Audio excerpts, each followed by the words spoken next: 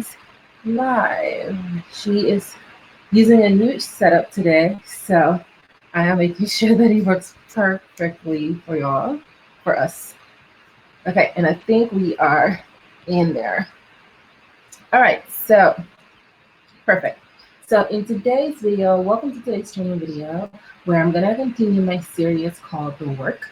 This is a special series I'm doing on how I am actually experiencing healing, how I am going through my individual process so that you can find it helpful. This is a more intimate series in a way for me because it's a lot more personal. I'm opening up about the things that I struggle with a lot, and I am hoping that as I'm sharing this with you, you'll see part of the story, my story, or maybe not, but you'll walk away with something that helps you and pours into your spirit. So I wanted to share today about my emotional wounds and how those emotional wounds impacted me during my single season. I've been married now to my husband for 4 years, and out of those 4 years we've been together, we've been together for 8 years, married for 4 years, and before that, I was living my best single life. Like, I was out in the streets, as people would say. I was the one to like approach guys. I was the one that was asking guys out on a date. I didn't necessarily have any boundaries around how I interacted with men, particularly around approaching them. I didn't think I needed to wait for a man to approach me. So I wanted to share, looking back, and as I reflect on my journey, how my emotional wounds really impacted me during that period of time.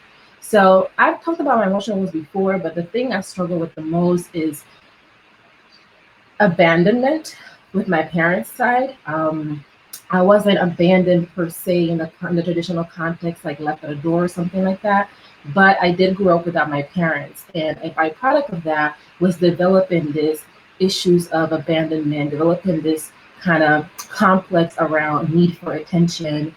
And that really showed up in the type of men I interacted with. So there are three main ways that I, as I reflect, can see how my single season was impacted by my emotional wounds.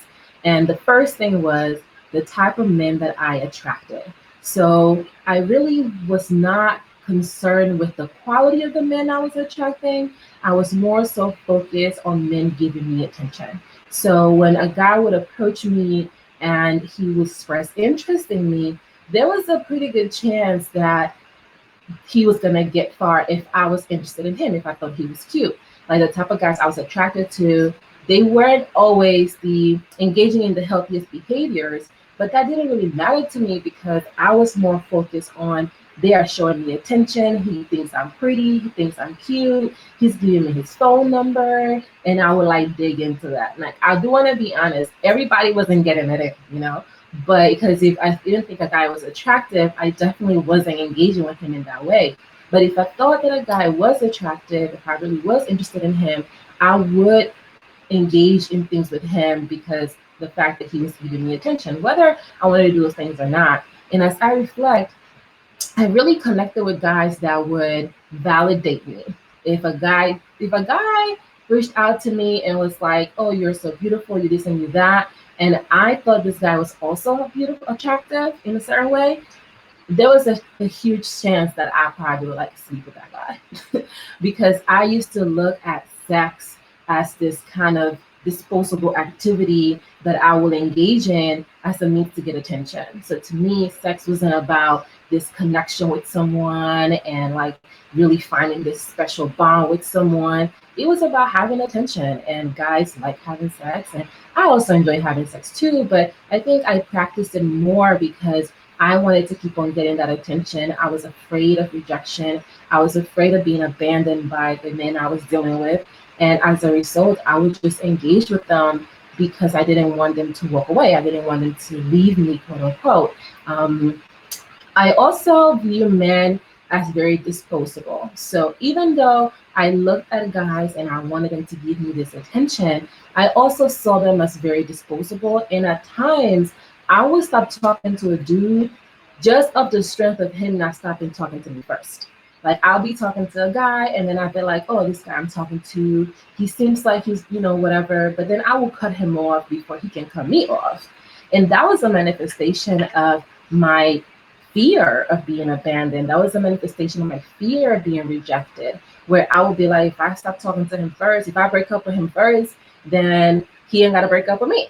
And that was a huge manifestation of that. And as I look back at many of the guys that I engaged with, excuse me, it was that pattern of talking to dudes and breaking up with them or cutting them off because I was protecting myself in a way while I was done using them. So like I will engage with a guy, and after like us talking and engaging with each other, once I was over them, I would just dismiss them and move on to the next guy. So during my earlier years, I really spent a lot of time, engaging in promiscuous behavior, I guess if you call it that, being really free sexually, sleeping with a lot of people, because to me that didn't mean much. It wasn't the way people talked about it, how sex was supposed to be this really like private and like a special thing. I didn't really connect with that language at all. So I was just sleeping with whoever I wanted to sleep with. And at times I remember my friends being like, "Oh my, why you gotta be so fast?" Because if I saw a guy and I was like, I want to sleep with this guy, I would sleep with this guy. And the thing about being promiscuous, or the thing about being open with your sexuality, is not about you not being allowed to do that. Like, I don't want to express that in a way to be like, oh, well, you shouldn't be sleeping with whoever you want to sleep with. Sleep with whoever you want to sleep with, please, by all means. What was difficult for me, or what made this unhealthy for me in particular, was my intention behind sleeping with this man. I wasn't sleeping with them, not always because I was like, oh, I really want to sleep with these guys. It was because I was seeking attention out of sleeping with them, and they gave me that attention. So my intentions behind the way I was acting wasn't rooted in me valuing myself or me seeing my worth, me caring for myself. It was rooted on me trying to fill this void within myself through those interactions. And I think they were definitely guys I talked to before I got married, which is really what I consider my single season. There were guys that I talked to that I entertained a lot of things with them because we just had really great sex together. And I'm like, you know what? I'm gonna deal with your BS. I'm gonna deal with your drama because the D's pretty solid. And again, not wanting to be in a situation where I was being rejected, where I was being, abandoned. So I will take a lot of things because I was like, if I accept all of this, then maybe they'll stick around. And I also didn't have a example of what a healthy relationship looked like. I didn't have an example of what a healthy dynamic with a partner looked like. So a lot of things I was doing, I was just figuring out. And then I will ask my little girlfriends, we all around the same age, making the same mistakes. And we would try to sort out what made the most sense based on what we were experiencing. And that wasn't always the healthiest. It wasn't always the thing that obviously we could have done, but it was the way I was moving based on my wounds, based on how the world made sense to me. And as I look back, I'm actually really grateful for that season in my life because it taught me so much about what not to do. I remember dealing with this guy. He was a lot older than I was, and he just gave me a lot of attention. He used to like pay for me to get my nails done, get me my hair done. And to me, that was impressive. Like if a guy was offering to do those things, even if I didn't accept it, I was impressed. So the things that I used to lack in my personal life, even from a materialistic perspective, if the men that I was dealing with will offer those things to me, it will like open doors for them too. Like that would give them like a special treatment compared to other guys that weren't doing that. So as I reflect, there are so many relationships or guys that I entertained only because deep down I was hurting, only because deep down I was looking to fill that void within myself. And if for whatever reason JP and I went our separate ways, I just will handle that so differently now because I just understand that my intention for doing things is so important and is so critical that when I engage with someone, if I generally don't want to engage with you, if I generally don't care about you, I'm just not going to do that, right? Like I'm not going to do it just because you're giving me attention. It's because you're giving me something. And in those earlier years of my life, particularly when I was a teenager, I was engaging with a lot of behaviors because it was just attention, because guys were giving me a little bit of, here and there, and that meant so much to me. And I really struggled a lot to walk away from relationships. I struggled to walk away from partnerships with guys because I didn't want to say no to that attention, and I didn't want to walk away from that attention. And I would do this thing where I would want to remain friends with guys once I was done dealing with them, because I did not want to end in bad terms. And I think part of my intention behind doing that was feeling like if we end up in good terms and things down the line don't work out with whoever I'm dealing with, I can always come back to this person because we ended up in good terms. And that was part of me creating a kind of a codependency between myself and the guys that I was dealing with, and kind of like a backup plan to my situation. And it was a result of, again, me hurting, again, of me not wanting to be abandoned, of me not wanting to be rejected. And if I felt like if we end in good terms, then no one is really being rejected at the end of the day, which is kind of wild now that I think about it, because we went our separate ways. But it was something that it did impact me a lot, and it was something that I had to really work through as I got older. And it also put me in situations that weren't always safe for me. Dealing with guys that weren't looking for my best interest, dealing with guys just because of sex, because of attention, that didn't always put me in a space where I was safe. And that was a big element of me getting that kind of being thirsty for that attention, right? Even though the result, me being thirsty for that attention, was because I was hurting, in that desire to want to get this attention and get this validation from the guys I was dealing with, I didn't always put my safety first. And that's something that, as I reflect on, I'm really grateful that I walked away unscratched, that I walked away, as I did, and that I am where I am, and I ended up with the partner that I did, because there were so many instances where things could go south, and they didn't. I think one of the biggest ways that my emotional wound really impacted me during my single life was how I viewed myself. I did not really view myself in the eyes of self-worth, and in the eyes of someone that cared about herself, in the eyes of someone that treated herself with like respect, and just really understanding her value. I didn't even understand. I couldn't have wrapped my mind around the concept of value and seeing yourself as a valuable person, because there was just so much that I was lacking, and so much that I didn't know I was lacking, that I couldn't have even begin to unpack that at that time. So a lot of decisions that I made were coming out of that yearn for attention, that yearn for love, that yearn for care. And it didn't always translate, because that wasn't the intention of the person that I was dealing with. And I used to really see my value on how many guys were hitting me up, like how many guys were texting me, how many guys were in my messages, from back when we had my space, how many guys would offer to do things for me. And then I will also see my value on how much attention I was getting. So I would do more things to get attention. Like I would put all sorts of like pictures on the internet, because I wanted to get that attention. I wanted to draw that attention. And I used to think that no attention was bad attention. So, or all attention was good attention. And that really was kind of the behavior I would like, engage in. And as I reflect on that behavior now, I'm just so grateful that I went through that season, that I went through that season earlier on in my life, so that I can learn from it, so that I can grow from it. And somehow I found my husband, and JP and I have been able to develop quite a relationship over the years that's really rooted in honesty and trust. And we both have an affinity, or, an excitement about our intimacy, but he came into our marriage much more with a sense of wholeness than I did.